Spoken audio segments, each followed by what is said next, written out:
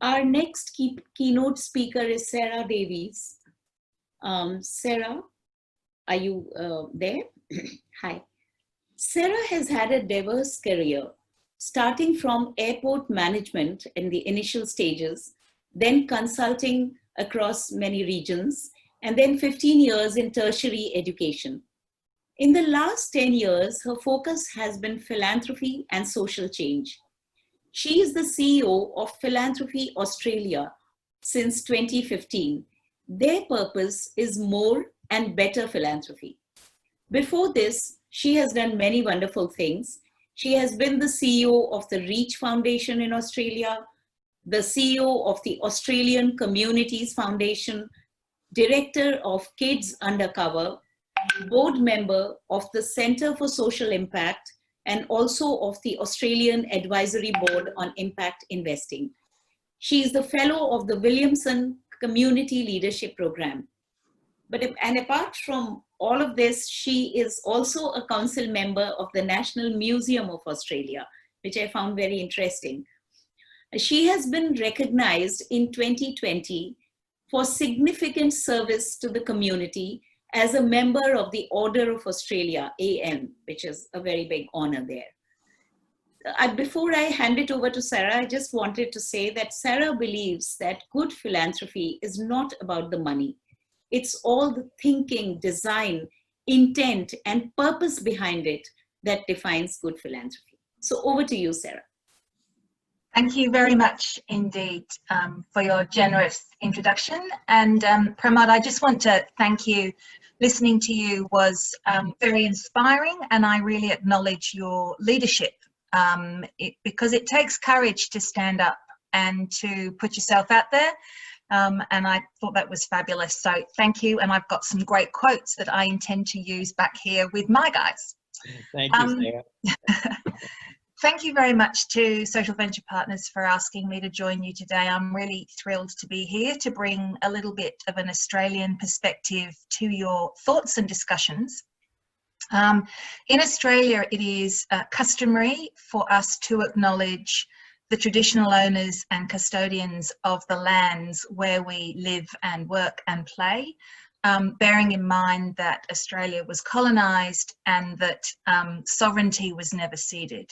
So I acknowledge the Boonwurrung people of the lands and waters where I live and work, and I pay my respects to their elders, past and present and emerging. So I was asked to talk to you about 4 things, so I will. If we could have the next slide, please. Just very quickly, a brief overview about how Australian philanthropy has responded to what was initially the global pandemic, and then subsequently the economic crisis that is falling out of that. Then I want to touch on perhaps some of the policy approaches that we have been advocating to government to try and both ameliorate the disadvantage and the effect of the crisis, but also to try and maintain and encourage giving at this time. And then perhaps trying to look a little bit around the corner. What's next for philanthropy in a post-COVID world? And what does best practice look like that we really want to see maintained kind of coming out of this year's experience? So just to set the scene, next slide, please. Thank you. There's a lot of predictions and modellings going on in Australia at the moment about the economic fallout from COVID-19. So from a giving perspective, we are anticipating overall anywhere between a 20 to 30% decline in giving over the next couple of years. Based on previous history, track record, what people are saying, investment returns. So the health of giving is not looking too good. But when we speak to philanthropic trusts and foundations, what we've seen in a response this year is almost the opposite of that. We have seen an extraordinarily generous and fast response, and it's almost as if the last kind of 3 or 4 years of talking and thinking about why philanthropy is important and what good practice looks like, this crisis has almost like flipped us all from talking about it to doing it. And we have seen since March an extraordinary step up from Australian Philanthropy, not just in terms of the amount that they're giving, but also in terms of the way that they're practicing it and the way that they're thinking about it.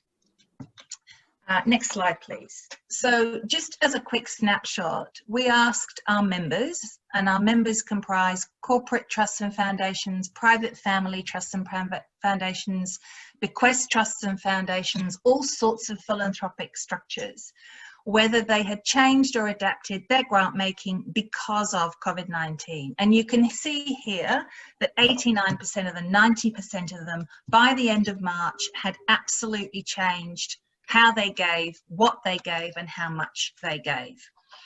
And in terms of where these changes occurred, next slide, please. Thank you. And look, by the way, I've put links at the back of this presentation for you, so you don't have to worry. If you'd like more information, I've put the links in there. It's all publicly accessible. You know, feel free to have a dig around and then explore in your own time.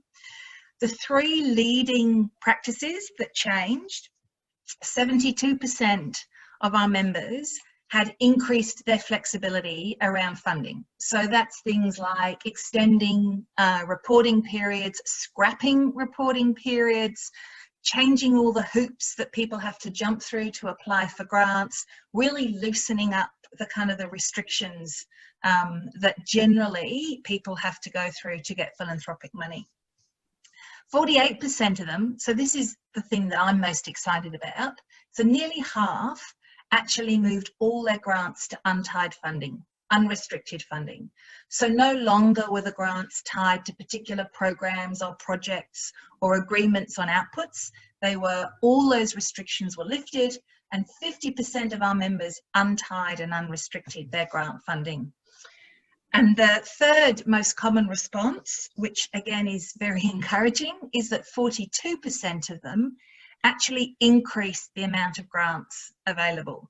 You know, so whilst the general community is talking about concerns about investment returns and the volatility of the market and the low interest rate and the low income on investments, 42% of our members actually dug into capital essentially, or topped up their giving from other sources. Next slide, please. So just thinking then about the sort of the policy approach, and as I say, we had a sort of a dual focus. Part of it was how do we keep people giving, and the other part was how do we really advocate for and represent the social sector, particularly the non-profit sector at this time. So very early on in March, we released a public pledge from Philanthropy to the country that made 11 commitments about practice, generosity, approach and attitude. Now, we've not done this before because in Australia, you know, philanthropy has historically tended to be quite private. There's a bit of a tall poppy syndrome. You tend not to want a big note yourself. And so for philanthropists to sign a public declaration about how much money they're going to give and how they're going to give it, and to do that really quickly was sort of a bit of a first. And I have to say it was brilliant. And I wish we'd done it sooner because it kind of gave everybody permission to be brave together. So it is easier to be brave if you do it in a pack and with your tribe. And what we found was this sort of sense of collective courage and collective commitment sort of pushed more people into that space. So that was really quite exciting. And then from the other side, when our government released the first round of sort of economic stimulus packages, they completely and utterly forgot about the non-profit sector. It's not because they dismissed it, it's that in terms of their kind of mental headspace, we just never are around the table and they forget that we exist. So we have worked very hard to try and address that slight lapse of judgment, because the non-profit sector in Australia employs 10% of Australia's workforce. And contributes about 8% of GDP. So we are an economic powerhouse in our own right, but we are not commonly around the policy tables when people are thinking about, you know, major national policy priorities. So we were able to get the government to address that flaw, and within about 6 weeks, all of the charities and non-profits were included in the stimulus packages. And we also managed to get some good concessions around income loss threshold for benefits, which was much more relevant to the non-profit sector. And then we have been pursuing policy initiatives to try and get the government to support and encourage maintain giving. And we've had some success, and we've had some no movement yet. I won't call it failure because we haven't given up, and we will keep pushing on some of these proposals. The first one where we did get some success was to try and encourage some of our structured giving vehicles to give away more than they have to. We have a minimum amount every year that they have to distribute. Most actually do distribute more than that, but some kind of take the attitude of, you know, that's all they do. And we were able to put in place some incentives to encourage people to over distribute. The ones that we've been less successful, or that we are continuing to pursue, is we want the government to set up a profit loan fund that is backed by philanthropy, where philanthropy would take the first loss capital on the loan fund and government would come in thereafter for the T, so that non-profits can access transformation funding. So not just keep the lights on funding to keep them through this period, but how are charities and non-profits really going to think about their business model, their delivery and service model, and transition into the post-COVID world. Another proposal that we're pursuing to try and keep individual giving going is a temporary increase on the tax deductibility for general charitable gifts. And in Australia, we have the most ridiculous, antiquated fundraising laws that are a pain in the butt and completely nonsensical. And so we're just trying to get reform in that space. Next slide, please. So thinking then about what's around the corner for us all, we are now very much in the conversation and the headspace of, and you said it yourself, Pramod, never waste a good crisis. So how do we build back better? You know, what lessons have we learned from this experience? What values do we really want to maintain and take forward into how we conceive and continue to build civil society? And therefore, what role does philanthropy play in that build back better? Our purpose is more and better philanthropy. So it's also about how do we stimulate more giving. And it was just, as I say, though some of those quotes, Pramod, I am seriously going to put them in our next newsletter. I just love them. There has to be a purpose behind wealth creation beyond its accumulation. That's just a ripper. Next slide, please. So that's our agenda. And then the how. So, you know, what is considered best practice philanthropy? And I'll be really honest with you, the behaviour that we have seen from our funders in Australia this year in terms of how they're operating. So, you know, untied funding, capacity building funding, faster turnaround times, less hoops to jump through, all of those characteristics are actually the ones we want to see as the new normal. Like, these are all the conversations we've been having about best practice philanthropy, and these are the ones that we want to try and maintain as the new normal. Next slide, please.